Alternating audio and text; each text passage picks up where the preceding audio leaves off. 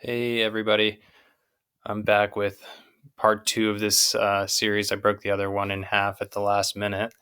But here to talk about the Grand Canyon Lottery statistics from the last 2 weeks, and most specifically the January 11th, 2018 lottery data. And it's right here available to you, linked in the spreadsheet over here. Sorry.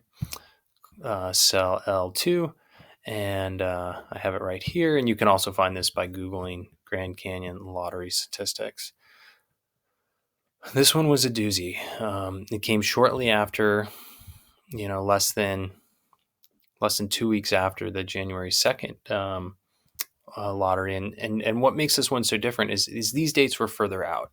The January 2nd day lottery, everything was within 5 weeks. And this one, you look at these launch dates, and they were definitely, except for the first few, everything was further out. And I think because it was the second lottery in less than 2 weeks, people were more aware.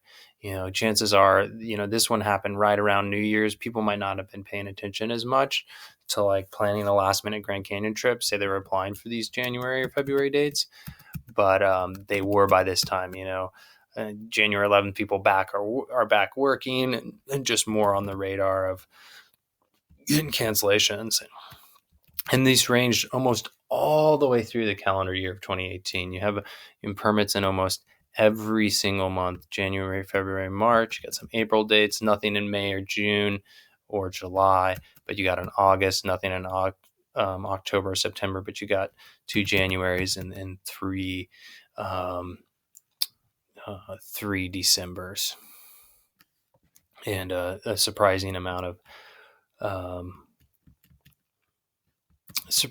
applicants in general. We can see overall there was 1,481 applications competing for 19 19 launch opportunities. And I'm actually really curious about how many of these applications were new, like people who are submitting for the 2018 lottery for the first time and haven't applied to previous lotteries. I'm gonna email Steve Sullivan, the guy who puts together this data at the park, and see if he can give me an answer to that. I don't know. But it would be interesting, just an interesting data point to help understand this data better. A couple other things with this column D. I think it's through various discussions on the internet, I've landed it this way of computing the odds, which is, and I do it in a few ways though, but we'll start with column D, which is the odds of winning based on the average points per app. So if you look at column J, you can see the points each application had when they applied. And so if we average those down here at 4.21 and divide that by the total number of chances from the applications listing this date, we get what I would say is the most realistic, most likely percentile odds. And so you can see for the dates that were 4 days out, and up to 3 weeks, chances were high, almost over the 50 percentile, between the 38th and the 52nd percentile. And of course, if you were applying in a permit party with 16 people for these standard size dates, you'd have over 100% chance. There were a couple small size dates. Let me fix these real quick. I need to make these 40s. Because if you're permit partying for a small size trip, it's unlikely you would have more than 8 people, right? Because then if someone won, a person wouldn't go. So 40 points is a theoretical max for that. So moving down the data, those early dates had the best chance, and then it really got worse from there. February 13th, a little less than 10%. And then as soon as you get into March, you're in the less than 5% range. Really less than, this is slightly over 2%. 1% for March 13th, and then you're at less than 1% for the majority of dates, March through November. And this is what really, really, really surprised me. And it just shows how much the Grand Canyon's changing, or demand is changing. I don't know if it's maybe a part of it is my videos on the data, or people having a new desire to go in the winter when you can plan a trip. But you look at this, there was 135, 122, and then 106 applications prospectively for January 8th, 19th, and 25th. And that just shows the odds of winning these were, less than hovering around 1%. We'll just round them for even numbers. That is shocking to me. 10 years ago, 2008, you would never, ever see demand even close to this for winter dates, even a year out. The story this tells is it's pretty impossible to get a permit. If we look at in the last video, I talked about these statistics down here, which are your basic high school level, average, median, mode, max, min.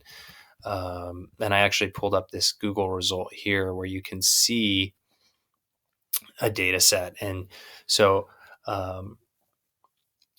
you can see how the mode is the most common number in the data set. And it's right in the middle of the highs and the lows as a statistical representation of data. Median's a little to the right of there. And then means the average.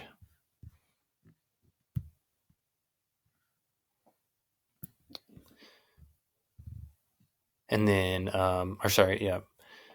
mode's the most common number. Median separating the higher half of the data sample from the lower half. So that one's a little more confusing, but it's just good to keep those definitions in mind when you're understanding that just basic. We're not talking about crazy probability here. We're talking about general probability equations that you learn in primary school in the United States, put into a spreadsheet.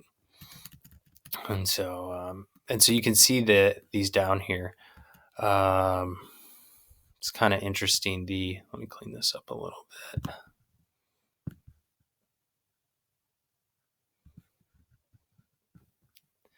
If we look at the average, median, and mode for column H, applications listing the dates in the data set, it ranges between 257 and 287. And again, if we go back to our image here, we can see modes right there in the middle, dividing the data. And so you can say, well, where are most people? 287 to, say you just have 1 point, 287 to 1, and you're applying to one date. That's your odds. Really, really small with this data set. So what does that say? Well, it says the same thing. The majority of the other lotteries are saying, where loss rates are just really, really low. Most follow-up lotteries, you have these loss rates in the between the 1% and 2%, or sorry, the win rates between the 1% and 2%, and loss rates in the it's really, really high loss rates in the 98th percentile. If you average amount all the lotteries for the 2017 for the 2018 year, you can see that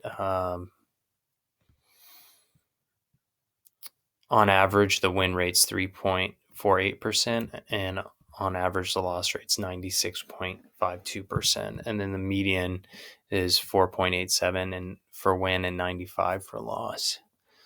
So oftentimes, or sometimes people will Google Grand Canyon lottery statistics and pull up one of Steve's presentations from, let's say, 2006, or 2016, even just a couple years ago, and they'll just look at the main lottery and see that the win rate and the loss rate was much higher back then. uh, and come to a different conclusion about the state of access for the non-commercial group. And what's so interesting and scary is if you look at what's happened at the most current data, starting with January 11th and going to January 2nd, December or October 5th, April 4th, February 22nd. If you look at these last 5 lotteries, it is the loss rates are all above 90%. And the win rates are all, with the exception of January 2nd, are all below 10%. And this one's not too far north. So it just shows that access is there's just this huge barrier of access in what we're seeing with these statistics in this system. So that's it. Hope that helps folks understand why they lost, and for the 19 people who won, congratulations. I hope you guys have great Grand Canyon trips, and same to the 10 folks who won the January 2nd permits. Congratulations. Know you're very lucky, and have great Grand Canyon River trips. All right. Until the next follow-up lottery, and I don't know if there'll be another one before the main lottery, but until the next lottery, we'll see you guys. All right. Bye.